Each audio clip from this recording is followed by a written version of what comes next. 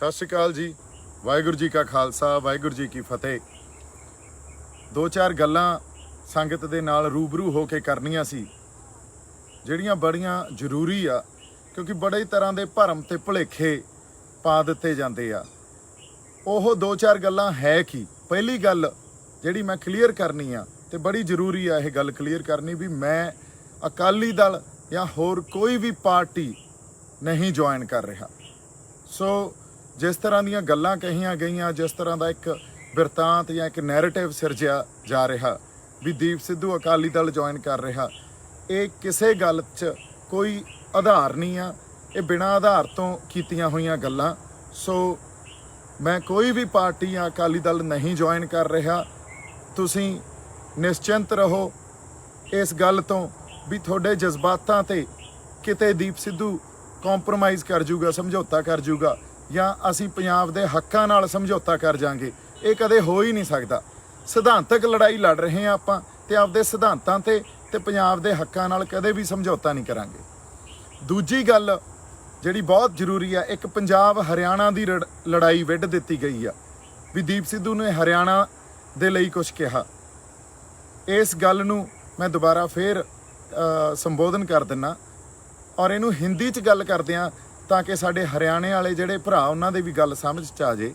जदों 25 तरीक नूं ते 26 तरीक नूं नवंबर नूं जब 25 और 26 नवंबर हमने फैसला किया भी हम दिल्ली जाएंगे पंजाब और हरियाणा से, सो 25 नवंबर को जो इस आंदोलन का, हमारे संघर्ष का जो एक रूप रेखा तय करनी थी वो हरियाणा ने तय की।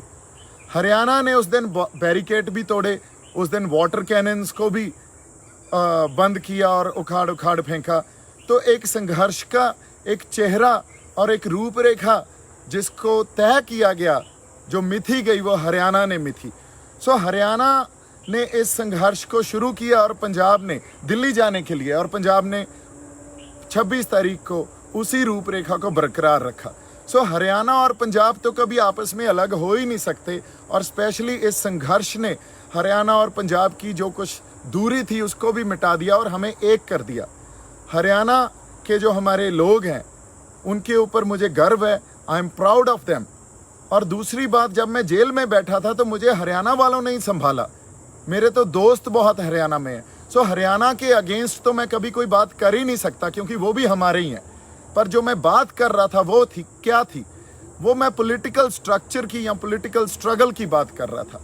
पंजाब और हरियाणा के जो मसले हैं और समस्याएं हैं वो अलग अलग हैं, ये तो किसी अंधे को भी पता होगा। पंजाब आज अगर किसानी का संघर्ष अपना लड़ रहा है तो साथ में पंजाब के मसले, पंजाब अपनी भाषा का, जिन्हों माँ बोली पंजाबी कहने हैं, उसका भी संघर्ष लड़ता है। पंजाब अपने पानियों का भी संघर्ष लड़ता है। पंजाब, हमारे यहाँ से प्रवास इतना हो रहा है, अभी हमारे जो नौजवान हैं वो छोड़ कर अमेरिका, कनाडा, ऑस्ट्रेलिया जा रहे हैं, वो भी एक संघर्ष है हमारा। हमारा यहाँ जो कैंसर बेल्ट है, जिस तरह की फसलें हमें दे दी गई हैं, जो ग्रीन रेवोल्यूशन जब आया था तो वो भी एक हम संघर्ष लड़ रहे हैं। पंजाब के नौजवान जिनको बोला जा रहा था उड़ता पंजाब नशे में पड़ गए हैं, तो वो भी एक संघर्ष है। हमारा संघर्ष, हमारे जो फ़लसफ़े हैं, हमारा श्री गुरु ग्रंथ साहब की जिस तरह निरादर होता है वो भी एक संघर्ष है। तो पंजाब की जो मसले हैं वो किसानी के साथ साथ और भी बड़े मसले हैं जो पंजाब के आज मौजूदा मसले बने हुए हैं और हरियाणा के अलग हैं।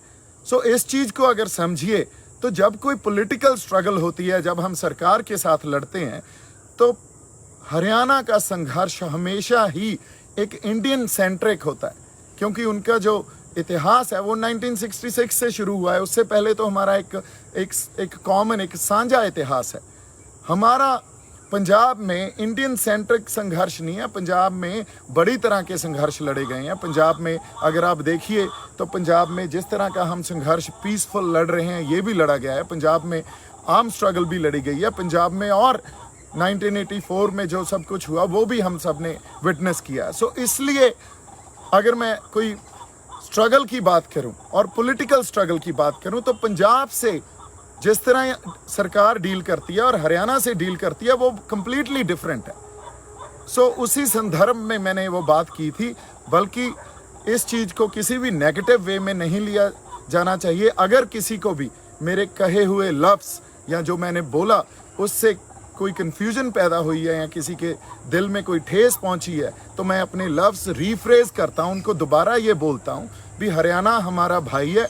हरियाणा वालों ने जो संघर्ष का साथ दिया है, जिस तरह संघर्ष लड़ा है और जिस तरह हम हरियाणा में बैठे हैं वहाँ आप लोगों ने सेवा की है, वो बाकमाल है। आई am really proud of all of you. हमारी जो एक सांझ है, हमारा प्यार है, वो बड़ा ही उसको हमें और ज़्यादा परपक्व और गूढ़ा, इसको क्या बोलते हैं, गहरा करना है। सो इसलिए इस चीज़ को कम्प्लीटली इग्नोर किया जाए। मेरे जो लफ्ज़ थे, अगर किसी तरह भी आपके दिल में उसकी ठेस पहुंची है तो I am really you know I apologise and I take it back.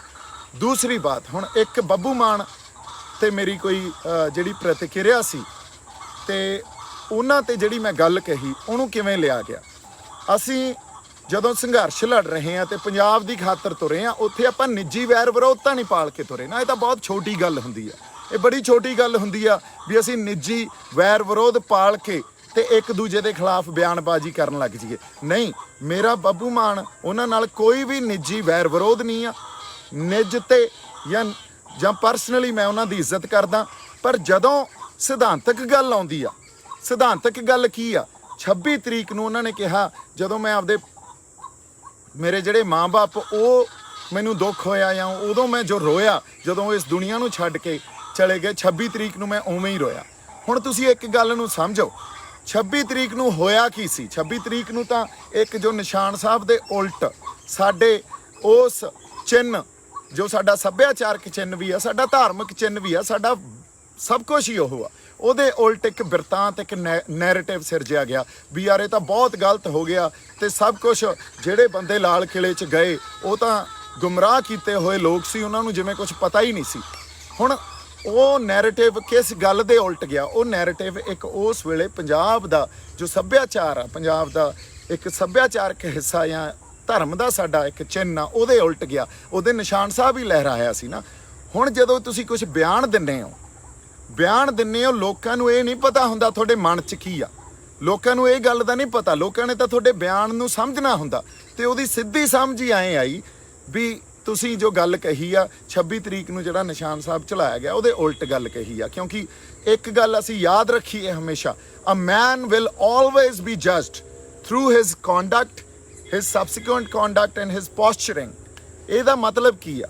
ਇਨਸਾਨ ਜਦੋਂ ਨਾ ਕੋਈ ਵੀ ਜੱਜ ਕੀਤਾ ਜਾਂਦਾ, ਉਹ ਉਹਦੇ ਵਿਹਾਰ ਤੋਂ, ਉਹਦੀਆਂ ਗੱਲਾਂ ਬਾਤਾਂ ਤੋਂ, ਉਹਦੇ ਬਿਆਨਾਂ ਤੋਂ, ਤੇ ਉਹਦਾ ਕਿਸ ਤਰ੍ਹਾਂ ਦਾ ਪੋਸਚਰ ਆ, ਕਿਸੇ ਘਟਨਾ ਨੂੰ ਲੈ ਕੇ ਪ੍ਰਤੀਕਿਰਿਆ ਕੀ ਆ, ਉਸ ਗੱਲ ਤੋਂ ਜੱਜ ਕੀਤਾ ਜਾਂਦਾ। ਸਾਨੂੰ ਨਹੀਂ ਪਤਾ ਤੁਹਾਡੇ ਮਨ 'ਚ ਕੀ ਪਿਆ ਸੀ, ਅਸੀਂ ਅੰਤਰਯਾਮੀ ਥੋੜ੍ਹੀ ਆ। ਫਿਰ ਜਦੋਂ 26 ਤਰੀਕ ਨੂੰ ਤੁਹਾਡਾ ਫਰਜ਼ ਬਣਦਾ ਸੀ ਸਿਧਾਂਤ ਤੇ ਖੜਨਾ, ਸਿਧਾਂਤ ਦੀ ਪਹਿਰਾਦਾਰੀ ਕਰਨੀ, ਉਦੋਂ ਤੁਸੀਂ ਕਨਫਿਊਜ਼ਡ ਸਟੇਟਮੈਂਟ ਦੇ ਰਹੇ ਹੋ ਤੇ ਫਿਰ ਉਹਨੂੰ ਕਲੈਰੀਫਾਈ ਕਰ ਰਹੇ ਹੋ ਵੀ ਨਹੀਂ ਜੀ ਮੈਂ ਆਹ ਨਹੀਂ ਕਿਹਾ ਸੀ, ਮੈਂ ਤਾਂ ਆਹ ਕਿਹਾ ਸੀ। ਸੋ ਸਿਧਾਂਤਕ ਜਿਹੜੀ ਲੜਾਈ ਆ ਨਾ, ਉੱਥੇ ਅੱਜ ਦੀਪ ਸਿੱਧੂ ਇਹ ਗੱਲ ਸੰਗਤ ਸਾਹਮਣੇ ਕਬੂਲਦਾ ਵੀ ਸਿਧਾਂਤ ਤੇ ਕਦੇ ਵੀ ਕੰਪਰੋਮਾਈਜ਼ ਨਹੀਂ ਕੀਤਾ ਜਾਊਗਾ। ਸਿਧਾਂਤ ਤੇ ਜਿਹੜੀ ਵਿਰੋਧਤਾ ਹੋਊਗੀ ਉਹ ਸਪਸ਼ਟ ਰੂਪ 'ਚ ਹੋਊਗੀ, ਚਾਹੇ ਕੋਈ ਵੀ ਹੋਵੇ। ਹਾਂ, ਪਰਸਨਲੀ ਮੇਰੀ ਕੋਈ ਲੜਾਈ ਨਹੀਂ ਆ, ਮੈਂ ਉਹਨਾਂ ਦੀ ਇੱਜ਼ਤ ਕਰਦਾ, ਪਰ ਸਿਧਾਂਤਕ ਤੌਰ ਤੇ ਆਪਦੀਆਂ ਜ਼ਮੀਰਾਂ ਨਹੀਂ ਮਾਰ ਸਕਦੇ। ਹਾਲਾਂਕਿ ਬੱਬੂ ਮਾਨ ਬਾਈ ਨੂੰ ਇਹ ਗੱਲ ਕਹਿਣੀ ਚਾਹੀਦੀ ਸੀ ਵੀ ਜਿਹੜਾ ਨਿਸ਼ਾਨ ਸਾਹਿਬ ਲਾਲ ਕਿਲੇ ਤੇ ਲਹਿਰਾਇਆ ਗਿਆ ਨਾ, ਉਹ ਕੁਛ ਗਲਤ ਨਹੀਂ ਹੋਇਆ। ਅਸੀਂ ਬੜੇ ਸ਼ਾਂਤਮਈ ਇੱਕ ਖਾਲੀ ਪੋਲ ਤੇ ਜਾ ਕੇ ਸਾਡੀ ਸੰਗਤ ਨੇ ਨਿਸ਼ਾਨ ਸਾਹਿਬ ਆਪਦਾ ਉੱਥੇ ਤੇ ਕਿਸਾਨੀ ਝੰਡਾ ਇੱਕ ਪ੍ਰੋਟੈਸਟ ਰੋਸ ਵਜੋਂ ਸਰਕਾਰ ਨੂੰ ਜਗਾਉਣ ਖਾਤਰ ਅਸੀਂ ਲਾਤਾ, ਤੇ ਉਹ ਤਾਂ ਬੜਾ ਇਤਿਹਾਸਕ ਦਿਨ ਸੀ ਜੇ ਤੁਸੀਂ ਸੰਘਰਸ਼ ਦੇ ਉਸ ਵਹਿਣ 'ਚ ਬਹਿ ਕੇ ਤੁਸੀਂ ਉਸ ਗੱਲ ਨੂੰ ਸਮਝੋਗੇ।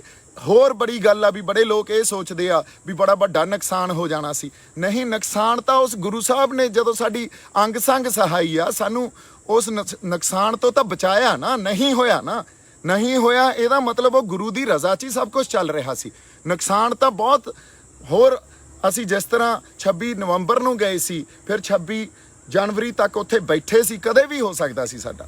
ਸੋ ਜੇ ਸਾਡੇ ਗੁਰੂ ਅੰਗ ਸੰਗ ਸਹਾਈ ਆ ਸਾਡਾ, ਤੇ ਅਸੀਂ ਆਪਦੇ ਜਿਹੜੇ ਸਿਧਾਂਤ ਤੇ ਪਹਿਰਾ ਹੀ ਨਾ ਦਈਏ ਤੇ ਸਿਧਾਂਤ ਤੇ ਸਪਸ਼ਟਤਾ ਨਾ ਰੱਖੀਏ ਤੇ ਅਸੀਂ ਜੇ ਕੋਈ ਆਪਦੀ ਭਾਸ਼ਾ ਜਾਂ ਬਿਆਨਬਾਜ਼ੀ ਇਹੋ ਜਿਹੀ ਕਰੀਏ ਉਹਦਾ ਕੋਈ ਵੀ ਮਤਲਬ ਨਿਕਲ ਸਕਦਾ। ਤੇ 26 ਤਰੀਕ ਨੂੰ ਉਹਦਾ ਜੋ ਮਤਲਬ ਨਿਕਲਿਆ ਉਹ ਤੁਹਾਨੂੰ ਵੀ ਪਤਾ ਤੇ ਤੁਹਾਨੂੰ ਮੁੜ ਕੇ ਆ ਕੇ ਉਹਦੇ ਤੇ ਸਫਾਈ ਦੇਣੀ ਪਈ। ਇਹਦਾ ਮਤਲਬ ਕੀ ਸੀ? ਇਹਦਾ ਮਤਲਬ ਇਹੀ ਸੀ ਤੁਹਾਡੇ ਬਿਆਨ ਨੇ 26 ਤਰੀਕ ਨੂੰ ਜੋ ਇੱਕ ਨੈਰੇਟਿਵ ਸਿਰਜਿਆ ਗਿਆ ਸੀ ਵੀ ਨਿਸ਼ਾਨ ਸਾਹਿਬ ਲਾ ਕੇ ਤੇ ਕਿਸਾਨੀ ਝੰਡਾ ਲਾ ਕੇ ਇਹ ਤਾਂ ਯਾਰ ਸੰਘਰਸ਼ ਨੂੰ ਢਾਹ ਲੱਗ ਗਈ, ਉਹਨੂੰ ਹੀ ਹੈਲਪ ਕੀਤੀ ਆ, ਨਾ ਕਿ ਸਿਧਾਂਤ ਤੇ ਤੁਸੀਂ ਪਹਿਰਾ ਦਿੱਤਾ। ਸੋ ਇਸ ਕਰਕੇ ਸਿਧਾਂਤਕ ਵਖਰੇਵਾਂ, ਸਿਧਾਂਤ ਤੇ ਜਦੋਂ ਵੀ ਕਿਤੇ ਗੱਲ ਆਊਗੀ ਜੇ ਕਿਤੇ ਸਾਡੇ 'ਚ ਉੱਥੇ ਵਖਰੇਵੇਂ ਆ ਤੇ ਸਿਧਾਂਤ ਕੀ ਆ? ਸਿਧਾਂਤ ਸਾਡਾ ਨਿਸ਼ਾਨ ਸਾਹਿਬ ਦਾ ਸਿਧਾਂਤ ਆ, ਸਰਬੱਤ ਦੇ ਭਲੇ ਦਾ ਸਿਧਾਂਤ ਆ, ਉਸ ਚਿੰਨ੍ਹ ਦਾ ਸਿਧਾਂਤ ਆ ਜਿਹਦੇ ਅਧੀਨ ਸਾਨੂੰ ਮਲਕੀਅਤ ਮਿਲੀ ਆ, ਸਾਨੂੰ ਜ਼ਮੀਨਾਂ ਮਿਲੀਆਂ, ਅਸੀਂ ਸਰਦਾਰ ਬਣੇ ਆ, ਅਸੀਂ ਜ਼ਮੀਨਾਂ ਦੇ ਮਾਲਕ ਬਣੇ ਆ।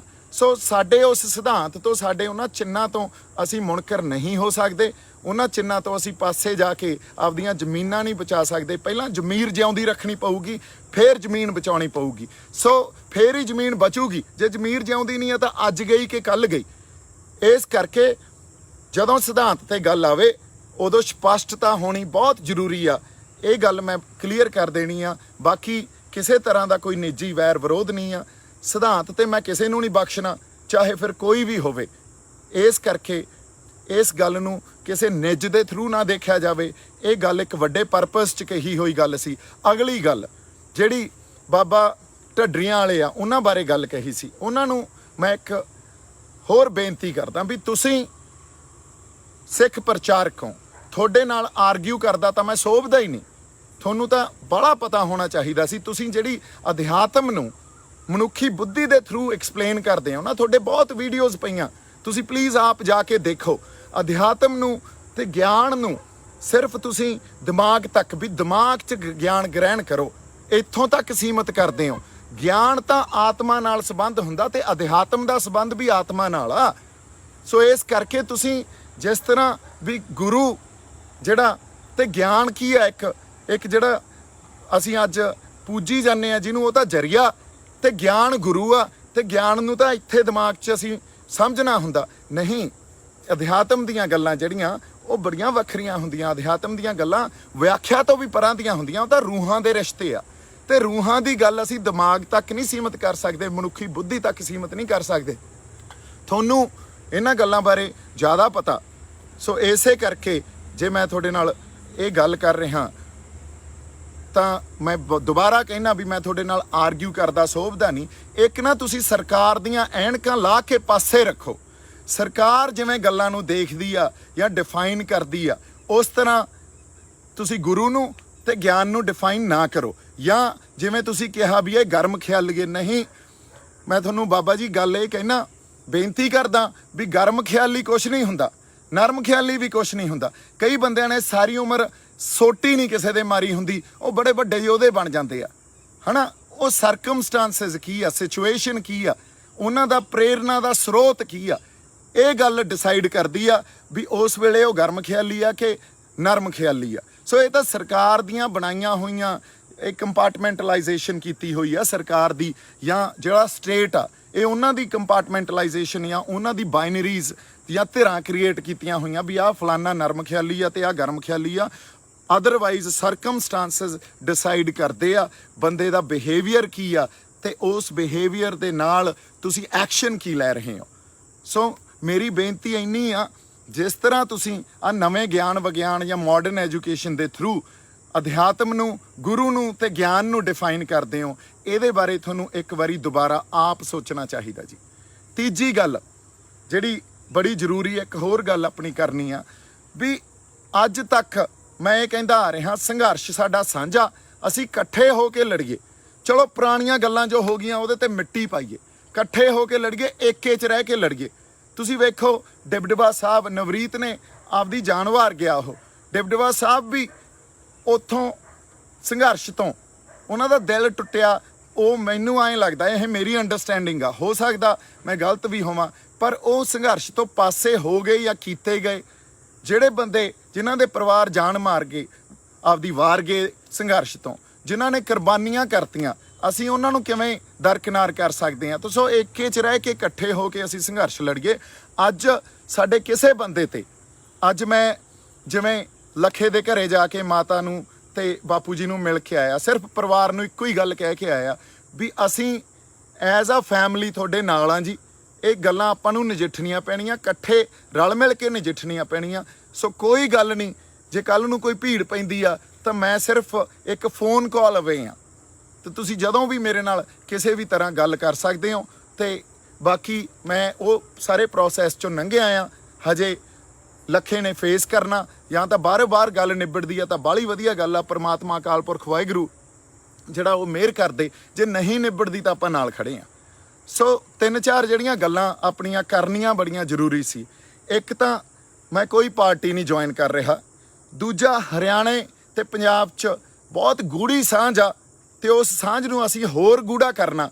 ਅਸੀਂ ਇੱਕ ਦੂਜੇ ਦੇ ਪੂਰਕ ਆ, ਇੱਕ ਦੂਜੇ ਤੋਂ ਵੱਖ ਨਹੀਂ ਹੋ ਸਕਦੇ ਕਦੇ ਵੀ। ਤੇ ਸਾਨੂੰ ਹਰਿਆਣੇ ਵਾਲੇ ਬਾਈਆਂ ਤੇ ਸਾਡਿਆਂ ਤੇ ਮਾਣ ਤੇ ਹਮੇਸ਼ਾ ਹੀ ਰਹੂਗਾ।